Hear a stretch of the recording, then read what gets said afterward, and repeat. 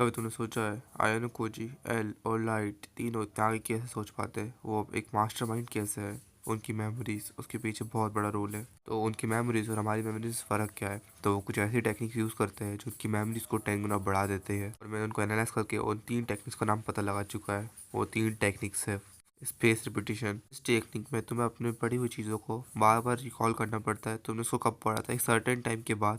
उसके बाद अगर तुम उसे पढ़ते हो तो वो तुम्हारी मेमोरी में ऑटोमेटिक वापस जम जाता है। टेक्निक को तुम रिवीजन की तरह भी समझ सकते हो, जो तुम्हें आसानी से चीज़ों को लंबे समय तक याद रखने में मदद करती है। तुम्हें एक स्पेसिफिक टाइम के साथ करना पड़ेगा, लाइक फर्स्ट एक दिन में, फिर थर्ड डे पे, फिर 7 डे पे, फिर थर्ड 14 डे पे, ऐसे स्पेस करके। तुम नहीं सब करके अपना रिवीजन टेक्निक और ये सब तो ठीक कर लिया, लेकिन जब तुम्हें कुछ याद नहीं रहेगा तो क्या फ़ायदा? और ये सब करके अगर तुमने अपनी मेमोरी को रिवीजन ठीक भी कर लिया तो कुछ फ़ायदा नहीं है, जब तक तुम्हें कुछ याद ही नहीं रहेगा। उसके लिए है टेक्निक नंबर 2।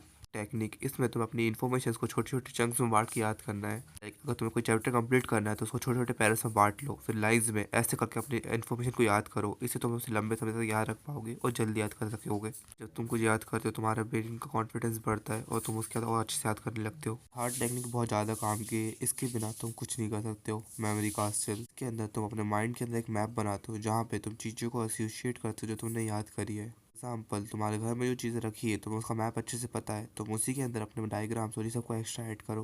तुम्हारा लर्न करना आसान कर देगा। जिन चीज़ों के साथ तुम ऑलरेडी फैमिलियर हो उनको याद करने में कोई प्रॉब्लम नहीं होती है। इससे तुम चीज़ों को लंबे समय तक याद रख सकते हो, और जितना बड़ा मेमोरी कास्ट है उतनी ज़्यादा लंबी चीज़ है। अगर तुम ये वीडियो यहाँ तक देख रहे हो, यानी कि तुम अपनी मेमोरी को सही में इम्प्रूव करना है, इसलिए मैं तुम्हारा एक और टिक लेके आया, एक्टिव रिकॉल। यहाँ पर तुम जितना भी पढ़ा है उसको एक बंदे को समझाओ जो उस सिंपल लैंग्वेज में। तुम ये सब तो कर लोगे, लेकिन क्या तुम्हें अभी भी स्ट्रेटेजिक थिंकिंग जैसी कोई चीज़ आती है? नहीं आती है? अगर तुम्हें सीखना है तो कमेंट कर दो स्ट्रेटेजिक थिंकिंग।